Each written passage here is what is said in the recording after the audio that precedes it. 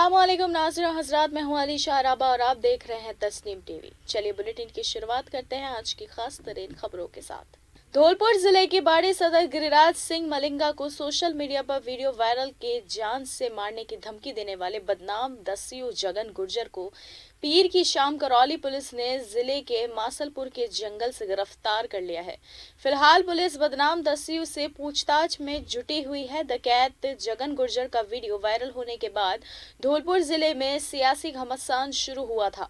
बाड़ी सदर गिरिराज सिंह मलिंगा ने भाजपा के गुज़िश्ता सदर जसवंत सिंह गुर्जर और मध्य प्रदेश के मुरैना जिले के भाजपा के कट्टावर सदर और गुज़िश्ता सदर ऐदल सिंह कंसाना पर डकैत जगन गुर्जर से वीडियो वायरल कराने के इल्जाम लगाए थे। डकैत जगन गुर्जर की गिरफ्तारी के बाद धौलपुर पुलिस ने भी राहत की सांस ली है।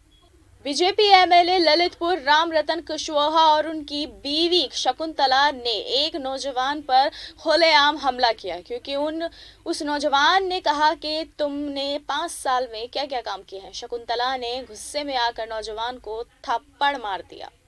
इसके बाद ही एमएलए और उनके बेटे श्रीकांत और उनके सिक्योरिटी एहलकारों ने भी नौजवान पर थप्पड़ों और पत्थरों से बारिश कर दी। 2022 असेंबली चुनाव के बाद आखिरी दिन नाम वापसी का दिन था। आशीष कुमार नाम के एक आजाद उम्मीदवार ने अपना नाम वापस लिया। आशीष का कहना था कि उसकी उम्मीद मदद भाजपा पार्टी में है और वह भाजपा के उम्मीदवार सदर असेंबली सीट से संजय सिंह गंगवार को अपना देंगे और उन्हें खुले मन से उनको चुनाव लड़ाएंगे और जीतकर संजय सिंह गंगवार को एक बार फिर सदर बनाएंगे। मामला कूपा थाना इलाके के तरवा गांव का बताया जा रहा है, जहां देओरिया पंचायत के वार्ड नंबर 2 और 3 में आज वार्ड सेक्रेटरी का इंतखाब होना था, जबकि वार्ड के इंतखाब को लेकर दो पार्टियों के दरमियान जबरदस्त लड़ाई हुई। सेक्रेटरी जिसका वीडियो वायरल हुआ, लेकिन अभी तक दोनों फिरकों में से किसी ने भी थाने में तहरीरी दरख्वास्त नहीं दी है।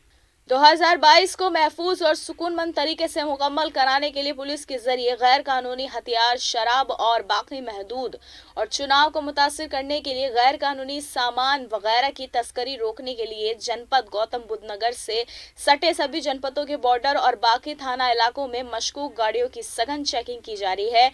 इससे किस्से में तारीख 6/2/2022 को थाना सेक्टर नोएडा पुलिस को मालूमात हासिल हुई। सेक्टर 44 मौजूद प्रेमपाल सिंह नागर के मकान में भारी तादाद में कैश रखा है।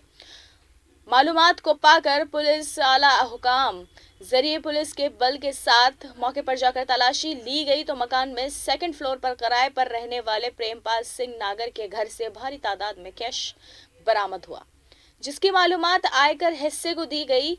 आयकर हिस्से के अफसरान के जरिए मौके पर आकर हासिल रकम की गिनती की गई तो कुल रकम 3,70,50,000 रुपए बरामद हुई है। कांग्रेस लीडर सचिन पायलट नोएडा के सालारपुर गांव पहुंचे। कारकुनों ने गुरमौजूशी से इस्तकबाल किया। नोएडा असेंबली के उम्मीदवार पंखुड़ी पाठक के लिए कर रहे थे वो प्रसार। पंखुड़ी पाठक और नोएडा महानगर सदर राजकुमार तंवर रथ पर थे मौजूद। ग्रेटर नोएडा में सदर यादगार ईरानी पहुंची। जेवर असेंबली में उन्होंने एक जिरगे में खिताब किया। उसके बाद डोर टू डोर कैंपिंग की। इस दरमियान घर घर जाकर पर्चे बांटे और जेवर से भाजपा उम्मीदवार धीरेन्द्र सिंह के लिए वोट की अपील की। जेवर असेंबली के कासना में आज सदर ईरानी के एक जिरगे में खिताब किया, जहां पर उन्होंने मुखलाफिन पर जमकर हमला बोला। ममता बनर्जी के उत्तर प्रदेश के चुनाव में अखिलेश के साथ आने को लेकर ममता और अखिलेश पर निशाना साधा। एक वो है जो जय श्री राम का नाम लेने वालों को जेल भेज देती है, दूसरी वो है जिन्होंने राम भक्तों पर गोलियां चलाई थी। अब दोनों साथ हैं। उन्होंने सपा सुप्रीमो अखिलेश यादव जरिए सीएम योगी पर की कई बातें, लेकिन बोले कि बेकार की बातें करना उनका किरदार है। कोतवाली इलाके के अंदर एक बार फिर हिस्से के पहुंचे उम्मीदवार और हामी के साथ बेहयाई किए जाने के मामले सामने आए हैं, जिस उसके हामी में जुनून है। मालूमात पर पहुंची पुलिस के मामला पूरा मुकम्मल सुकूनमंद कराया। उधर बताया जाता है कि मजलूस बसपा उम्मीदवार कार्रवाई की मांग को लेकर धरने पर बैठ गए हैं। उधर पुलिस अभी कोई लिखित शिकायत नहीं मिलने की बात कह रही है। बसपा प्रत्याशी यानी कि उम्मीदवार नरेंद्र भाटी ने बताया कि पीर की शाम को वो अपने उम्मीदवार के साथ रबुपुरा के गांव महमूदपुर में तशहीर के लिए गए थे। मुजरिम ही इसी दरमियान कुछ जवानों ने उनके एहतजाज में नारेबाजी शुरू कर दी। इल्जाम है कि इसका एहतजाज करने पर मामला और बढ़ते हुए हाथापाई तक पहुंच गया। कई लोगों के कपड़े भी फट गए। एहतजाज की मालूमात मिलने पर भारी तादाद में पुलिस की फोर्स गांव पहुंची और मामले को सुकून बंद करवाया। फिलहाल की हमारी इस खास रिपोर्टाज में इतना ही। मुझे दीजिए इजाजत। मुल्क और गैर मुल्क की तमाम बेहतरीन खबरों को देखते रहिए तस्नीम टीवी पर। अल्लाह हाफिज।